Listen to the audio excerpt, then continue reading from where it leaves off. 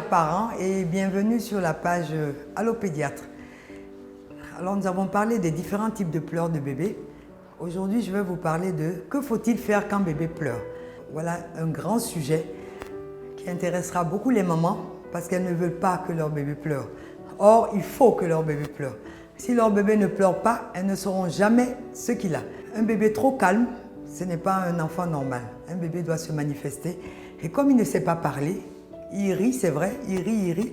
Mais quand il n'est pas bien, il faut qu'il pleure. Et ça, c'est tout à fait normal. Alors, que faut-il faire quand bébé pleure? Alors, lorsque vous avez par exemple le bébé dans vos bras, il est en train de téter, il y a plusieurs étapes, il y a plusieurs situations.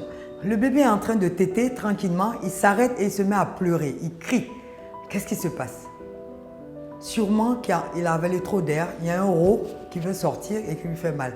Vous arrêtez de l'allaiter, vous le mettez sur l'épaule, vous tapotez le dos, il rote et au bout de 2-3 minutes, il se calme et on reprend l'allaitement. Ça, c'est quand bébé est dans vos bras et que tout va bien et qu'il se met à pleurer sans raison. Vous dormez la nuit, bébé se réveille en hurlant, en pleurant, vous le regardez, il a les poings serrés, il a les yeux fermés et il crie. Première chose, vous vérifiez qu'il n'est pas mouillé, vous vérifiez qu'il a bien mangé, tout va bien et là vous vous dites « Ah, il y a quelque chose qui ne va pas, il pleure sans cesse, je n'arrive pas à le calmer ». On essaie de prendre la température.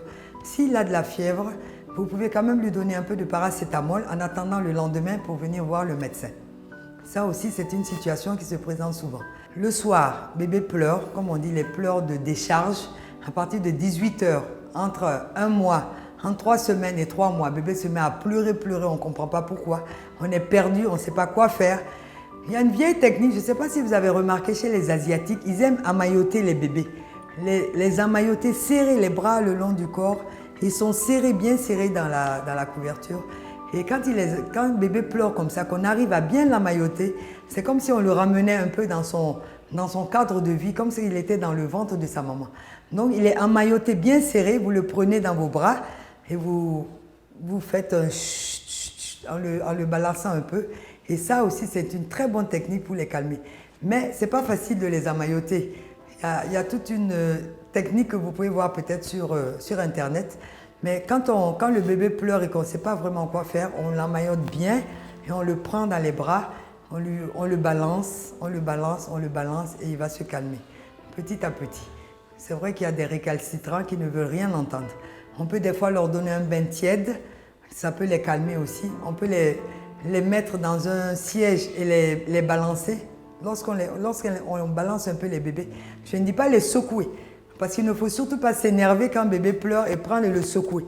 Quand vous le secouez, son petit cerveau est secoué dans sa boîte crânienne et ça peut entraîner beaucoup de lésions plus tard. Donc, on appelle ça le syndrome du bébé secoué parce que papa s'est énervé, il a secoué l'enfant ou maman a secoué l'enfant.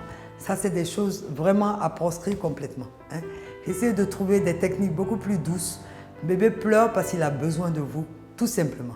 Donc ne laissez pas bébé pleurer. Prenez-le dans vos bras, calmez-le, essayez de lui donner un bain, essayez de le changer, essayez de lui donner de l'eau, essayez de l'emmailloter, de le prendre bien serré dans vos bras. Des fois, même chez les tout petits, on fait ce qu'on appelle du pot à pot. C'est-à-dire vous le déshabillez et vous-même vous enlevez votre tricot, vous mettez le bébé sur vous, vous mettez une couverture et le fait de sentir votre contact, tout simplement, ça peut calmer le bébé. Mais il a besoin de vous.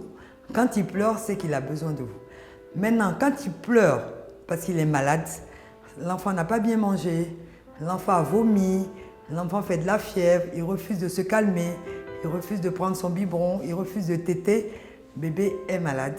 Et dans ce cas, vous prenez le bébé et vous l'amenez à l'hôpital. Donc, très vite, on sait faire la différence entre des pleurs, entre guillemets, ce que les grands-mères et les voisines appellent des pleurs de caprice, mais qui ne sont pas des pleurs de caprice, ce sont des pleurs qui expriment un besoin. Et les parents sont là pour combler ce besoin. Et c'est comme ça qu'on crée des relations. Et c'est comme ça que vous arrivez à reconnaître le bébé qui pleure parce qu'il a faim. On dit « Ah, là, il a faim ». Quand il pleure d'une certaine façon, « Ouh là là, il y a quelque chose qui ne va pas, il a dû mouiller sa couche ». Les mamans sont très fortes pour décoder ça. Mais, comme je vous disais au début de la première vidéo, il y a une courbe des pleurs. Donc les 3 premières semaines, il ne pleure pas beaucoup, il dort. À partir de la 3e semaine, il pleure beaucoup. il pleure beaucoup, jusqu'à vers 3 mois. Et vers 3 mois, entre 3 mois et 4 mois, ce qu'on appelle, là où il n'y a plus de coliques, eh bien c'est miraculeux. Bébé ne pleure pratiquement pas. Il ne pleure que pour une raison bien précise. Donc vers 4 mois, il n'y a plus de coliques. Bébé pleure de moins en moins. Et vous avez des gens qui viennent dans la maison. Ah, mais on ne savait même pas qu'il y a un bébé qui était là. 3 mois, 4 mois, 5 mois, 6 mois. Vraiment, c'est le bébé parfait. Des fois même, ils dorment jusqu'au matin, ils têtent bien et ils pleurent très rarement. Et là aussi, quand ils viennent en consultation, la maman va dire « Docteur, c'est un enfant qui ne pleure jamais. Mais depuis hier, il pleure. » Donc forcément, c'est qu'il y a quelque chose qui ne va pas. Effectivement, ce sont des pleurs d'alerte.